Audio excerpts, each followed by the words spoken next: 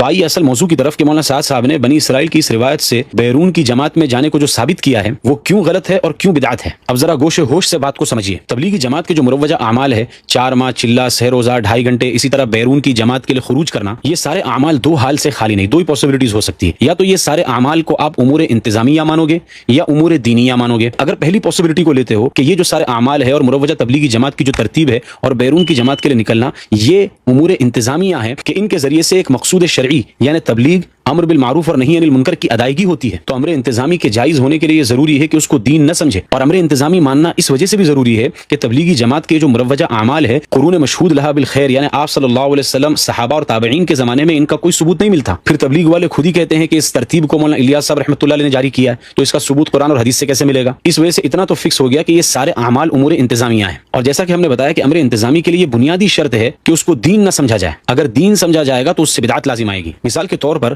رسی ڈول سے پانی کھینچ کر وضو کرنا، یہ وضو کرنے کے لیے ایک امر انتظامی ہے۔ اگر کوئی بیوقوف اس کو دین بنا لے تو یہ عمل بدعت قرار پائے گا اور رسی ڈول سے پانی کھینچ کر وضو کرنا اس کے لیے ناجائز ہو جائے گا۔ بالکل اسی طرح بیرون کی جماعت میں جانا، اگر تو آپ اس کو مقصد تبلیغ کی ادائیگی کے لیے ایک امر انتظامی مانتے ہیں تو آپ کے لیے بالکل بھی جائز نہیں ہے کہ آپ اس کو دین بنائیں یا آپ اس کو دین سمجھیں۔ اور جب اس کو دین سمجھنا جائز نہیں ہے تو اس کو ثابت کرنے کے لیے قرآن اور حدیث سے استدلال کرنا یہ کیسے درست ہو گیا؟ لیکن مولانا سعد صاحب کیا کر رہے ہیں کہ بیرون کی جماعت میں جانے کو حدیث سے ثابت کر رہے ہیں کہ بنی اسرائیل نے بیرون کی جماعت میں جانے سے انکار کر دیا اور اپنے انبیاء سے اختلاف کیا۔ انا للہ و انا الیہ راجعون۔ مولانا سعد صاحب کا یہ نفس استدلال ہی بیرون کے خروج کو بنی اسرائیل والی روایت سے ثابت کرنے کی ناکام کوشش ہی اس بات کا ثبوت ہے کہ مولانا سعد صاحب نے اس خروج قضائی کو دین سمجھ لیا ہے، ورنہ نصوص اور احادیث سے استدلال کیوں کرتے ہیں؟ کیا تم نے کبھی کسی کو دیکھا ہے کہ رسی ڈول سے پانی کھینچ کر وضو کرنے کو وہ حدیث سے ثابت کر رہا ہو یا اس کی کوئی مخصوص فضیلت حدیث سے ثابت کر رہا ہو؟ یا کبھی مدارس والوں کو آپ نے دیکھا ہو کہ وہ اپنے امور انتظامیہ کو احادیث سے ثابت کر رہے ہوں؟